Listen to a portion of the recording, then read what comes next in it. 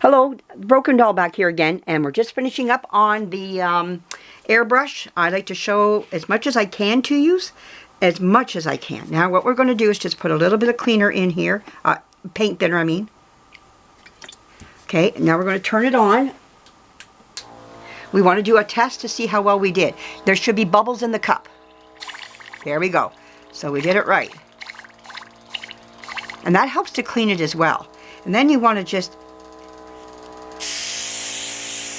airbrush as well. No paint is coming out. Just whoop, whoop, whoop. Just nice clear. That helps clean out your cup as well. Anything that was left comes out. Okay, I love that. Okay, we are done. We just have to clean our cap. Okay, we're gonna get the cap out of here now. Where's the cap? The lid. What did I do with it? I thought I put it in here. Oh, yeah, I did. Okay. Just hiding really well in here. Okay. I'm going to get a better Q-tip here to clean that with. Okay. So now we're going to come around in here. We're going to clean this out. Go around. And just clean this up here. Now the lid has been cleaned. Okay. And there we go. We now have a clean airbrush, and we're ready for the next time we need to there we go. We are now ready to go again. And it's best to clean. It takes time, a little bit of time, but once you get to know your airbrush and you understand how your airbrush works, and keeping it clean is huge. It's monumental to your airbrush. It has to be cleaned all the time. Otherwise you will have problems. And when I first got my first few airbrushes, I wasn't good at keeping them clean. I thought I was, but I wasn't. And so the best thing to do is rip it apart and film yourself doing it.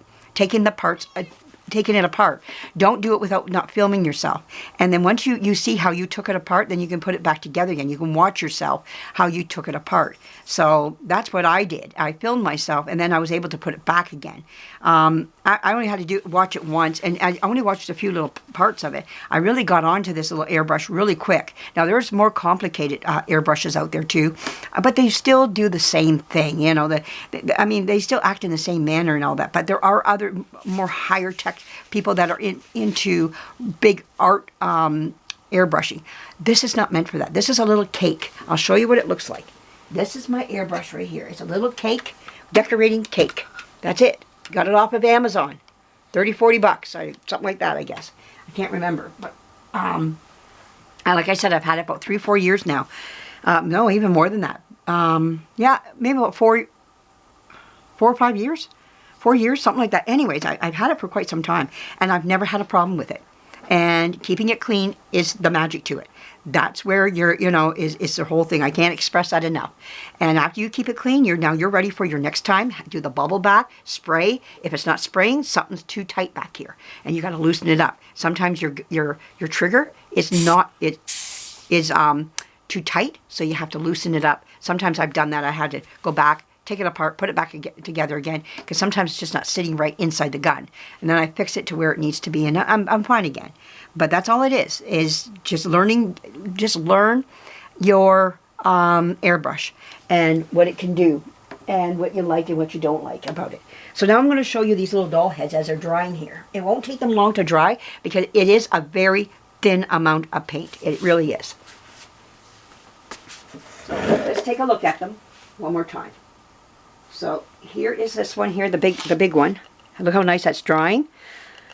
I don't want to touch it because I can't show you the front of the face just yet, but you can see how nice that's turning out.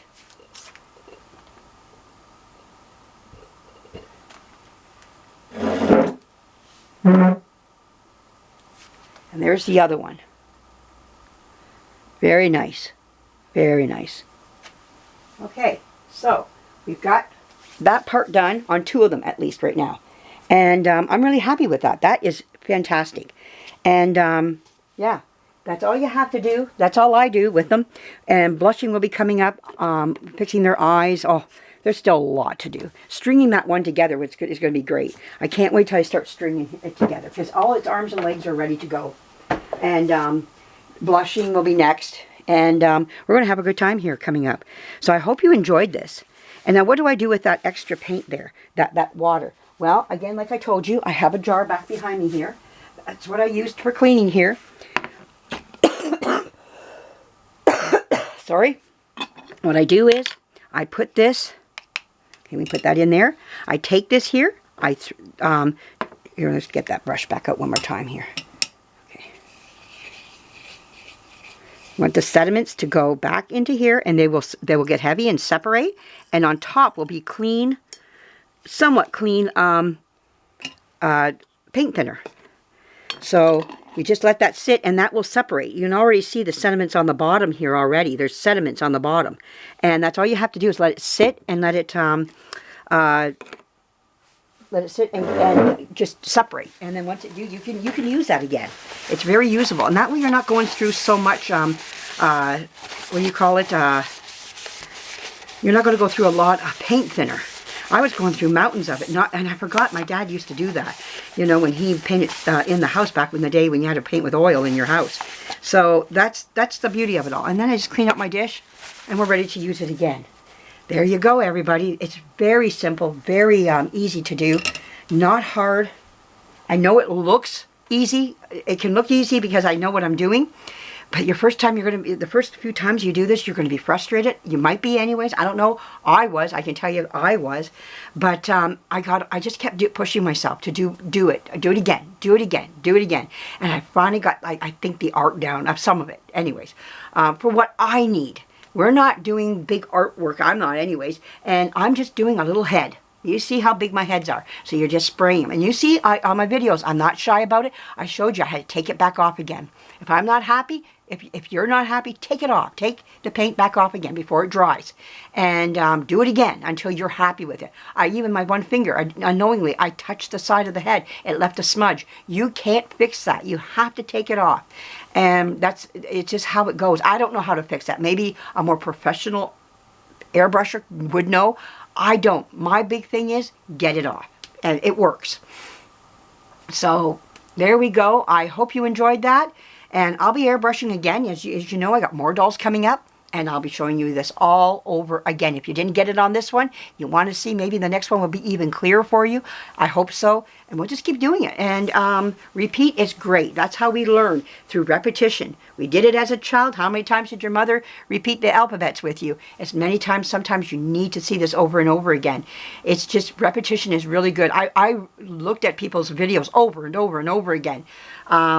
You know, until I got it, you know, like I thought, okay, I can do this. You know, they made it look so easy on the video. But in reality, I had paint everywhere. I came out with paint on my face and everything. I don't know what I was doing. I don't know who I was airbrushing there for a while. Me or the doll.